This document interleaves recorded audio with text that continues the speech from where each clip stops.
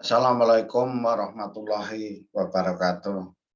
Selamat pagi pemirsa, salam pertanian Indonesia.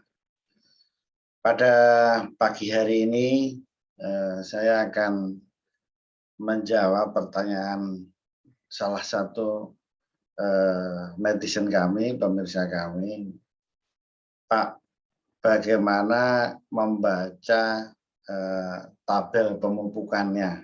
Nah, atau banyak yang minta tabel pemupukannya. Nah, jadi ini mohon maaf bagi yang sudah paham ya nggak apa-apa, tapi ini kebetulan ada yang tanya.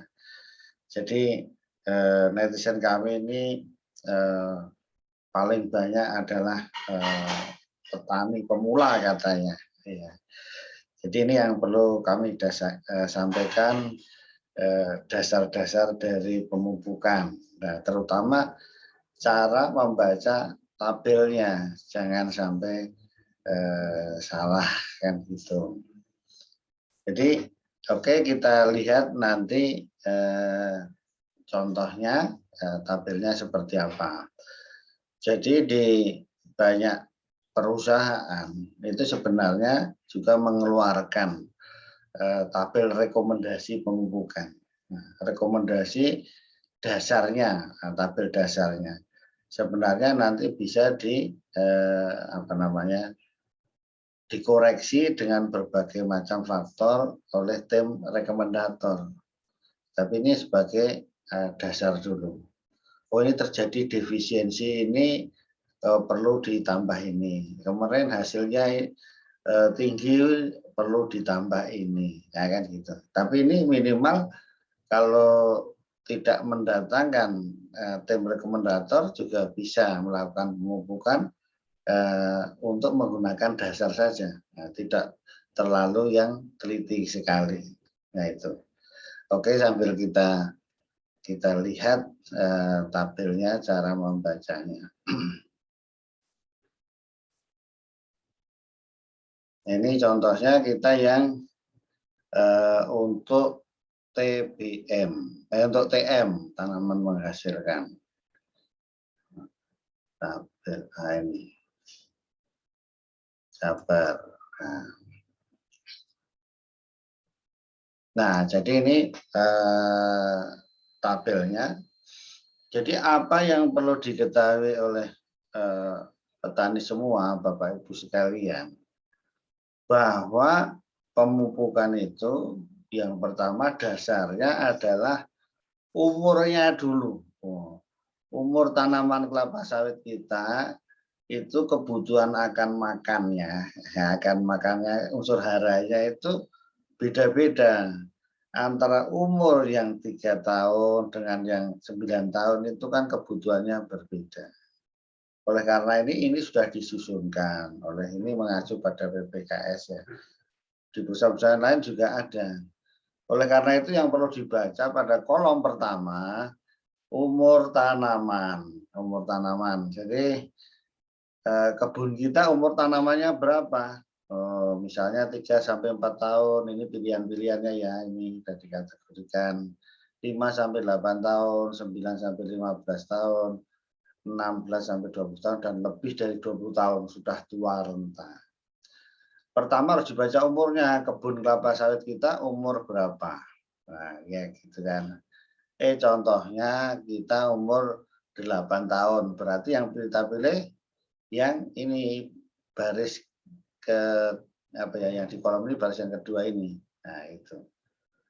Nah, jadi dasar pertama memilih umur tanaman. Nah, setelah itu kita ketahui jenis pupuknya apa. Nah, jenis pupuknya itu ada di ini kolom yang di atas ini. Ya, ini dosis pupuk kilogram per pohon dan jenisnya. Nah, jenisnya itu harus pupuknya lengkap. Nah, ini menggunakan pupuk tunggal ya. Nanti ada kita bahas pupuk majemuknya. Ini menggunakan pupuk tunggal, berarti kalau umur Bapak itu tadi 8 tahun, maka jenis pupuknya adalah ini. Nah, ini ya.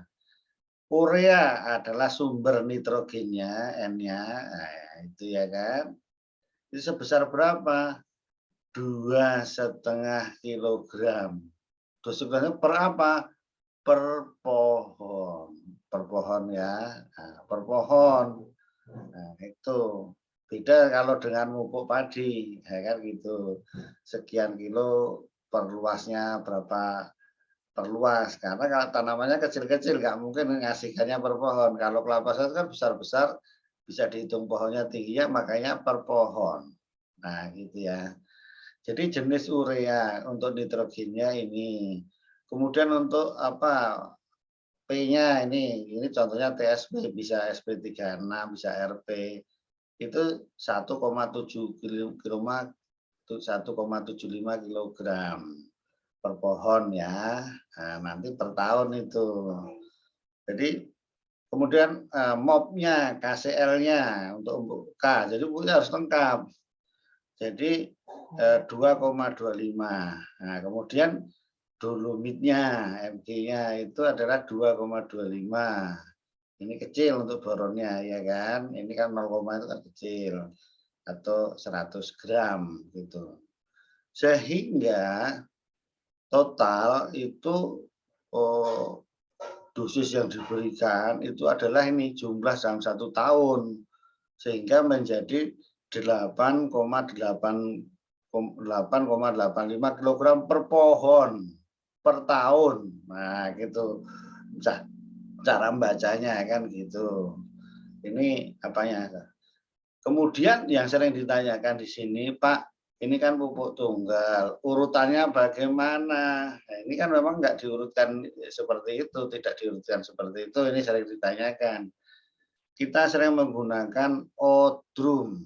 Nah, kalau cerita urutan ya, odrum, O-nya itu adalah organik. Nah, gitu dulu. O-nya organik untuk memperbaiki semua struktur fisik, kimia, dan biologi tanah. Ya, rentangnya nanti ya bisa sebulan 2 minggu. Jadi yang pertama dolomit, ya, kemudian setelah odrum tadi organik dolomit. Nah, dolomit untuk memperbaiki pH dan sebagainya, ya kan. Dolomit dulu. Nah, setelah dolomit 2 minggu kelangnya baru RP atau TSP tadi. Nah, ini untuk memacu pertumbuhan akar. Setelah pH-nya bagus, kemudian akarnya tumbuh bagus, berarti kan siap menerima yang lain. Odrum, RP-nya sudah baru urea. Nah, 2 minggu kemudian, urea. Nah, urea itu untuk apa? Pertumbuhan vegetatif. Setelah akarnya bagus tadi, dipacu klorofilnya apa tanamannya supaya hijau, supaya dapurnya tanaman memproduksi asimilat itu bagus. Nah, itu ceritanya ya. Kemudian terakhir baru MOP. MOP itu KCL. Nah, ini kan untuk pupuk buah gitu, untuk bernas bagus, pembungaan juga bagus. Ini KCL-nya ini K. Nah, yang itu boleh diberikan kelangnya itu tadi 1 minggu sampai 2 minggu. Nah, kemudian baru bolehlah ini yang unsur mikro yang itu boron ini B. Jadi itu cara membacanya dari segi jenisnya dan urutannya. Jadi ini di atas ini ya, ini jenisnya dan urutannya sudah saya sampaikan. Odrum, nah, kemudian berdasarkan umurnya. Nah, kemudian untuk para rekomendator tadi bisa mengkoreksi, karena kalau kebutuhannya kemarin tahun kemarin panennya banyak ya harus yang harap terangkut panen kan banyak, juga bisa dosisnya ditambah. Nah, misal 10%, kemudian di tanah miring juga bisa ditambah, kemudian di tanah pasiran juga bisa ditambah. Itu tergantung pada ahlinya itu tadi, tim rekomendator. Pak, ini kan yang pupuk pupuk tunggal, yang pupuk majemuk gimana? Ya tinggal mudah, karena majemuknya ini NPK-nya udah jadi 1, ya kan. setelah organik, setelah dolomit ya baru NPK langsung kan gitu, lebih mudah lagi. Makanya pupuk majemuk lebih efisien. Kemudian cara pemberiannya ini bagaimana? Nah, ini kan per tahun ya. Orang frekuensi itu bisa 2 sampai 3 kali. Ya tinggal kalau eh, dibagi 2 setahun ya tinggal dibagi 2 saja ini, ya gitu. Ya 2,5 aplikasinya bisa dibagi 2, boleh sama persis, boleh sama kurang-kurang sedikit ya, gitu. Jadi ini bisa dibagi 2 dalam 1 tahunnya, nanti semester 1 maupun semester 2. Kemudian, nah ini tambahan informasi saja bahwa kemarin ada yang tanya, Pak, pupuk saya NPK mau saya tambah KCL lagi sama RP atau TSP. Saya jawab, ya rugilah itu gitu. Ruginya maksudnya gimana? NPK itu kan unsurnya sudah ada lengkap NPK-nya ya, khusus NPK-nya. Kenapa ditambah lagi KCL sama RP gitu. Wah, gitu. Ya rugi artinya double gitu, double. Tinggal sebenarnya kan dihitung dosisnya. Ya, dosisnya supaya pas. Memang ada yang menghitung berdasarkan kebutuhan minimumnya, kemudian baru ditambah unsur itu tadi. Nah, tapi kalau saya itu karena mengambil praktisnya, diambil dosis besarnya sehingga semua tercukupi. Yang duanya unsurnya kadang berlebih sedikit kan gitu.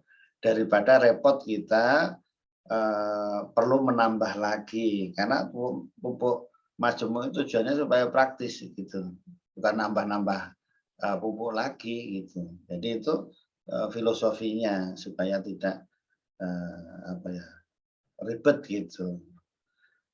Demikian pemirsa, ini cara membaca tabel pemupukan supaya para petani semua paham dan tidak salah dalam mengaplikasikan pemupukan. Karena pemupukan sangat penting untuk produktivitas kelapa sawit. Nah, tidak dipupuk nanti hasilnya juga rendah gitu. Dan pupuk ini sekarang harganya mahal, makanya harus pas memberikannya supaya budidaya kelapa sawit kita tidak sia-sia begitu.